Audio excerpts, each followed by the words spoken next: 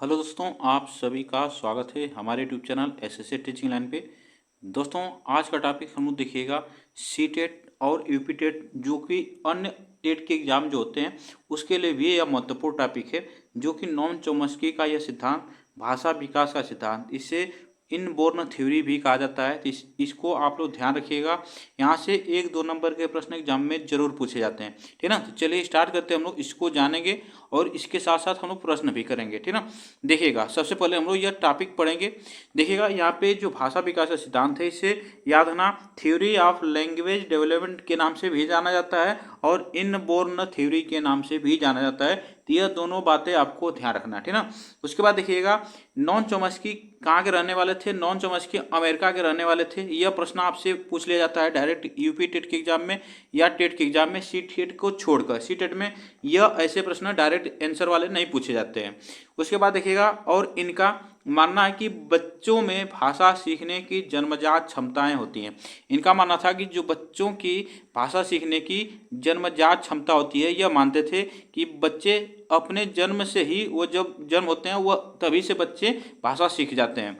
यह देखिएगा, नॉन चोमस्की कहते हैं कि बच्चे के मस्तिष्क में एक एलएडी डिवाइस होता है जिससे बच्चा भाषा सीखता है। यह कहते हैं कि बच्चे के दिमाग में एक एलईडी डिवाइस होता है। ठीक है ना। एक एलईडी डिवाइस होता है, उससे बच्चा क्या होता है कि वह सीख जाता है, भाषा सीखता है। ठीक ना। यहाँ पे देखिएगा, उसके बाद ये जो एलईडी की बात करते हैं हम लोग, इसका फुल फॉर्म पूछा जाता है एग्जाम में। तो ये भी आपको ध्यान रखना है। ये भी पूछा जाता है कि बच्चे किसके माध्यम से एलईडी भाषा सीखते हैं। तो यह नॉन चोमस्की के अनुसार, तो यह आपसे प्रश्न पूछा जाता है। इसका नाम है लैंग्वेज एक्विजिशन डिवाइस। यह आपको ध्यान रखना है, इसे लैंग्वेज एक्विजिशन डिवाइस कहा जाता है। तो इतनी बातें ध्यान रखना। और इसका हिंदी में नाम याद रखना, भाषा अधिग्रहण युक्ति इसे कहा जाता है। एल से होता है लैंग्वेज, ए से होता है एक्विजिशन और डी से होता है डिवाइस। यह इसके माध्यम से बच्चा जो होता है वो सीखता है भाषा। देखिएगा, उदाहरण के तौर पर यदि बच्चा भारतीय है तब भी वह बोलना सीखेगा और इंसान की भाषा ही बोलेगा। यह कहते हैं, इसका उदाहरण है कि अगर देखिएगा कोई भी बच्चा अगर भारतीय है तो भारतीय ही भाषा बोलेगा। अगर बच्चा देखिएगा विदेशी है तब भी वह भाषा बोलेगा, लेकिन वह कौन सी भाषा बोलेगा? विदेशी भाषा, इंग्लिश बोलेगा। वह आप लोग जानते हैं। तो यह आप ध्यान रखना, इतनी बातें याद रखना। उसके बाद देखिए, अगर बच्चा देखिएगा, यदि बच्चे को मंगोली की तरह जंगल में छोड़ दिया जाए, ठीक ना, तो वह बच्चा क्या करेगा? जानवर की भाषा बोलेगा। भाषा तो बोलेगा, लेकिन फिर उसे अगर वापस शहर में लाया जाए तो वह इंसान की भाषा बोलना शुरू कर देगा। यह एक उदाहरण के तौर पर हम लोग समझते हैं। उसके बाद देखिएगा, आप यहाँ पे देखिएगा कुछ प्रश्न आते हैं एग्जाम में। नॉन चोमस्की के कुछ दृढ़ विश्वास है, जो कि कुछ मुख्य पॉइंट है, इसको भी हम लोग समझते हैं। यह पॉइंट नहीं है, इसको ध्यान रखना, वही पॉइंट है। बच्चों में भाषा अर्जन की क्षमता क्या होती है? जन्मजात होती है। ठीक ना। यह नॉन चोमस्की कहते हैं कि यह बच्चों में भाषा अर्जन की क्षमता जो होती है जन्मजात होती है। बच्चों में भाषा अर्जित करने की सहज मतलब नेचुरल योग्यता होती है। बच्चे क्या होते हैं? सहज मतलब नेचुरल तरीके से बच्चे क्या होते हैं? भाषा अर्जित कर लेते हैं। यह आपको ध्यान रखना है।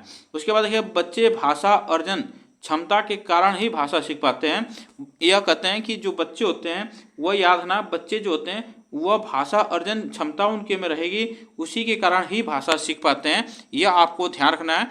एक बात और यहाँ से कहते हैं, देखिएगा, कि बच्चों की भाषा अर्जन क्षमता ही भाषा अधिग्रहण में आधार बनती है। ठीक ना। यह याद रखना कि बच्चों की भाषा अर्जन की जो क्षमता होती है वही भाषा अधिग्रहण के में आधार बनती है, यह कहते हैं। अगर बात यहाँ से एक बात और आता है, यह कहते हैं कि जो नॉन चोमस्की हैं वह कहते हैं कि बच्चे जो होते हैं वह यूनिवर्सल ग्रामर उसके बच्चे के दिमाग में रहता है। वो पहले से ही व्याकरण सीखे रहते हैं, उसके अनुसार बच्चे अपना क्या करते हैं? भाषा बोलते हैं। देखिएगा, उसके बाद देखिएगा, बच्चों में भाषाई विकास एक काल्पनिक भाषा होती है। देखिएगा, बच्चों में क्या होता है कि एक काल्पनिक भाषा का विकास हो जाता है, जिसे अधिग्रहण उपकरण द्वारा होता है। यह बातें आप ध्यान रखना, जिसका नाम है लैंग्वेज एक्विजिशन डिवाइस, जिसे हम शॉर्ट में एलएडी बोला जाता है। इसको ध्यान रखना, एग्जाम में पूछा जा सकता है ये। उसके बाद देखिएगा, आता है पॉइंट यहाँ पे, उसके बाद देखिएगा नॉन चोम्स्की ने भाषा के दो स्तर बताए हैं, यह आपसे पूछा जा सकता है। देखिएगा भाषा के दो स्तर पूछा है तो ये भी आपसे एग्जाम में पूछा जा सकता है। देखिएगा एक होता है सतही संरचना, इसे सरफेस स्ट्रक्चर कहा जाता है, ये एग्जाम में पूछा जा सकता है, तो ये भी आपको ध्यान रखना है। जिससे इसमें होता क्या है कि इसमें बच्चा सिर्फ ध्वनि और शब्दों को जानता है लेकिन उनके अर्थ नहीं जानता है, जैसे कि मम्मी पापा खाना पीना आदि, यह उसके बारे में नहीं जानता है, सिर्फ शब्द जानता है, ठीक ना।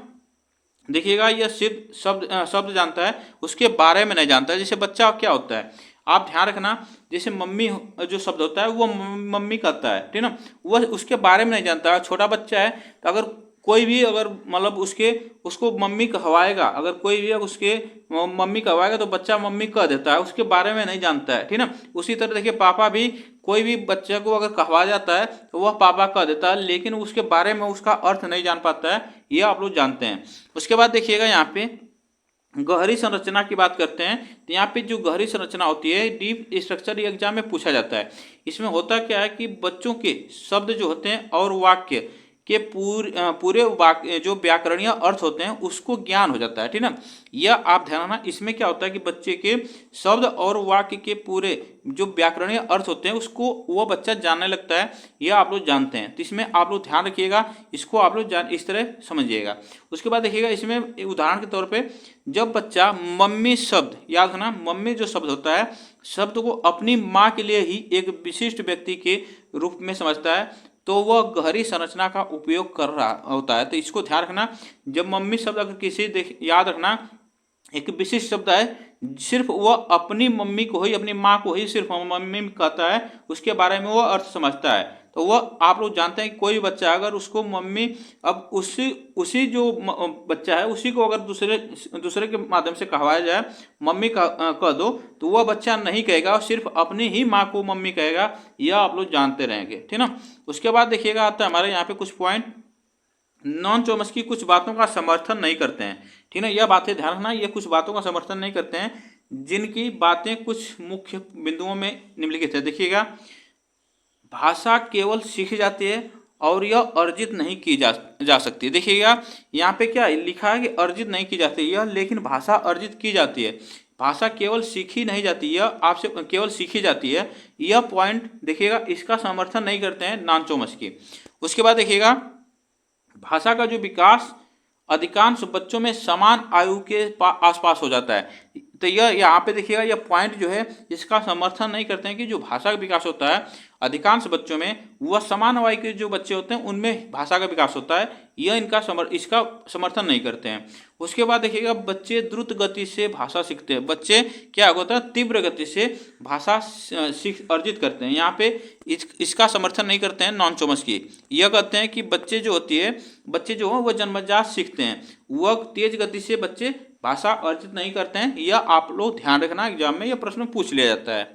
उसके बाद देखिएगा यहाँ पे पॉइंट है, यह कहते हैं देखिएगा सार्वभौमिक व्याकरण की बात करते हैं, यूनिवर्सल ग्रामर की बात करते हैं। तो ये देखिएगा नॉन चोम्स्की के अनुसार भाषा के सीखने के साथ साथ व्याकरण को सीखने एवं उसमें शुद्धता की मात्रा भी बढ़ती रहती है। देखिएगा यह कहते हैं कि जो नॉन चोम्स्की है वो भाषा तो बच्चा सीख जाता है, भाषा सीखने के साथ साथ वो व्याकरण को भी सीख जाता है, व्याकरण के नियम को सीख जाता है, मतलब उसको बोलना कैसे हमें वो सीख जाता है, और बच्चे में उसमें बोलने की शुद्धता की मात्रा भी बढ़ जाती है बच्चे में। यह बातें आप ध्यान रखना कि हमें क्या बोलना है, बच्चा वो उस हिसाब से ही बोलता है।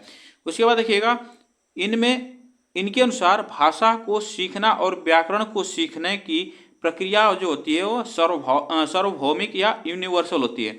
यह कहते हैं कि इसमें भाषा को सीखना और व्याकरण को सीखने की जो प्रक्रिया होती है वह यूनिवर्सल होती है, सार्वभौमिक होती है। यह आप ध्यान रखना, एग्जाम में पूछा जा सकता है, ठीक ना, ये एग्जाम में डायरेक्ट पूछा जा सकता है।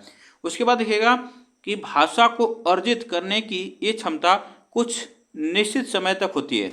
यह कहते हैं कि जो भाषा अर्जित की जाती है उसकी जो समय सीमा होती है कुछ निश्चित समय तक ही होती है, बच्चा अर्जित करता है भाषा को। उसमें देखिएगा बालक की भाषा अधिग्रहण क्षमता जो होती है वो शुरुआती 5 वर्ष तक होती है, प्रभावित होती है, यह मानते हैं नॉन चोम्स्की, ठीक ना।